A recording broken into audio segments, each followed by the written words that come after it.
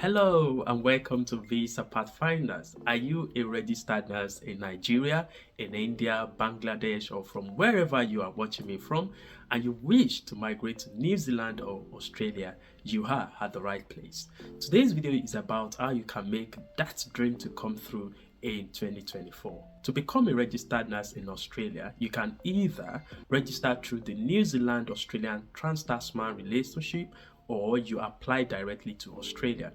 A lot of people, however, believe that it is more cost effective and generally efficient to go through the New Zealand route. This implies that you will gain both New Zealand and Australian nursing registration using an application. This video therefore is focused on this cost-effective route. Let us know in the comment section if you will, however, like us to discuss the direct application as well. Now, this video is based on the new changes that has been proposed by the New Zealand Nursing Council in December 4th, 2023.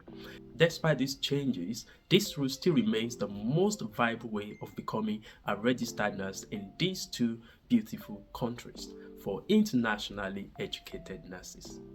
Let's start. I have broken this down into 7 steps. Step 1 is to create an account with CGFNS. You will have to visit ncnz.cgfns.org. Feel free to read the information on the website and proceed to begin your application. Click New Applicant and enter your personal details. Once this is completed, you will receive an email to verify your account or email and thereafter have access to your application portal. To be eligible, before we proceed, please note that you will need a minimum of 2 years experience or 1,800 hours of work. You will also need to pay an application fees of $300 to CGFNS, and you must meet the English language requirements. As shown on your screen, an IELTS of band 7 in listening, reading and speaking with a 6.5 in writing is acceptable. Hi friends, sorry for interrupting. I just want to show you something on my tab. My name is Peter Olubayo. I'm the CEO of Visa Pathfinders. It says that a lot of our viewers are yet to decide to subscribe to this channel, which, trust me, I understand. Before I became a content creator, it was so hard for me. Sometimes I just get carried away, enjoy the video but did not subscribe. So please, please, please and please, this is, if not the only way you can show us that you like what we are doing and you would like us to do even more. So now click the subscribe button and the notification icon. Thank you so much. Yes, do it now, do it now, do it now, do it now. Thank you, love you. The second step is to update your contact information, upload identity documents, fill in your educational and employment history. Likewise, enter your licensure details and language proficiencies. Here are the key things to note at this stage.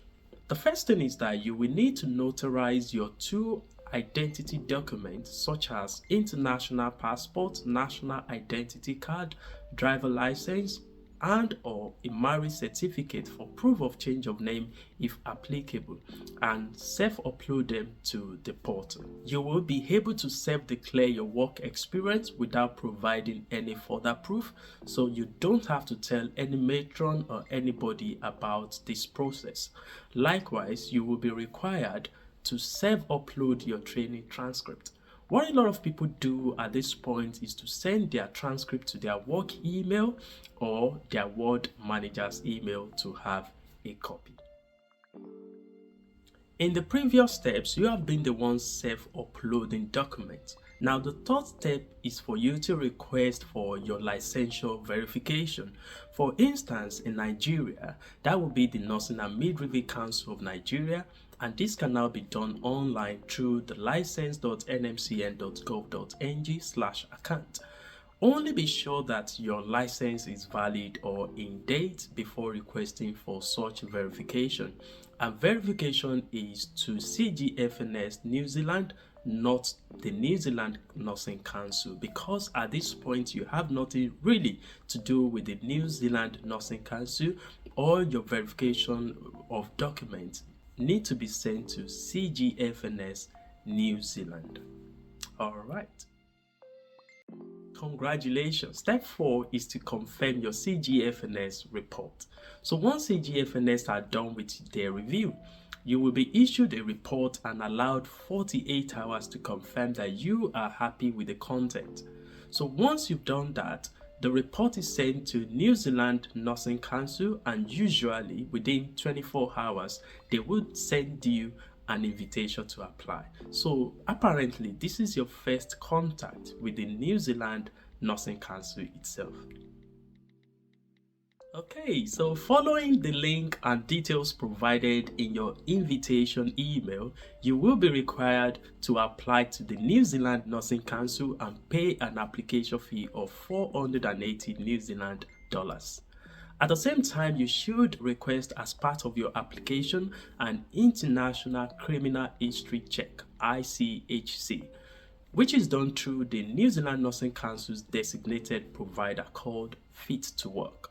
The link to apply for this will be in your invite email as well. Please use the link to apply for ICHC for any country that you've lived in for 12 months or more within the last 7 years, or 6 months for Australia. This is all you have to do at Fit to Work. Fit to Work will inform the New Zealand Nursing Council when the report is completed. You will also be required to complete 2 simple e-learnings about the New Zealand cultural and safe health practices. Information about how to complete this will be provided on your portal and on learnonline.health.nz. Yeah, once you've completed these 2 online courses, you will be required to download the certificate for the 2 modules and upload where instructed on your personal portal.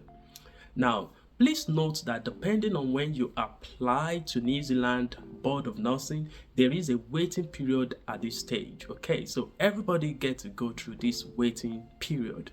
The current waiting period is at least 4 months as at the time of recording this video. The next stage is for you to apply for your annual practicing license. But before you do that, please know that for nurses trained outside the UK, Ireland, Ontario, British Columbia, provinces of Canada, Singapore, and the US, you will be required to undertake a competence assessment, which include these 2 examinations, and this is the change that happened in December. Okay, the first one is an online theoretical examination which will test your nursing knowledge and can be taken overseas or in New Zealand at an accredited exam center.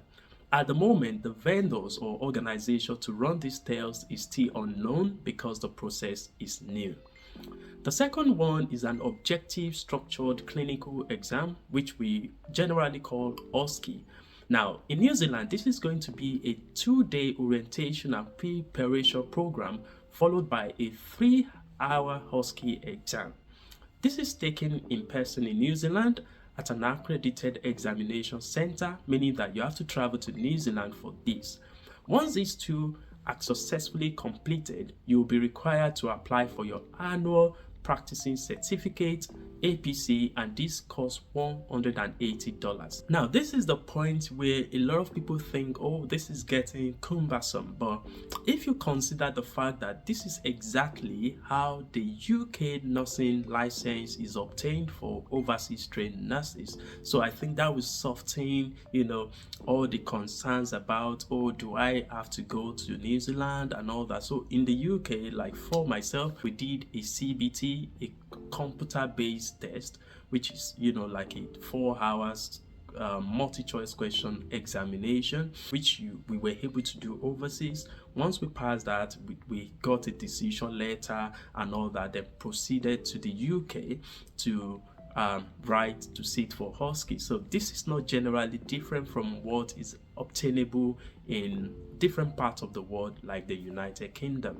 Okay, so the other part now is that we don't know yet, but I believe this should be possible, that people should be able to get job like we do in the UK based on just the decision that the New Zealand Nursing Council has given you authority to proceed to come to New Zealand to sit for your OSCE. Now you are done with New Zealand, you've pocketed the New Zealand license, and the last step is for you to use that New Zealand license to apply for your Australian license. This is done via the trans-tasman mutual relationship between these two beautiful countries, and it's quite straightforward. In fact, to apply it costs about 410 Australian dollars, and you could get your license in less than a week. Alright, so guys, with these 7 steps, the next phase is for you to do your assessment for Australian visa, get a job, and relocate to the world down under.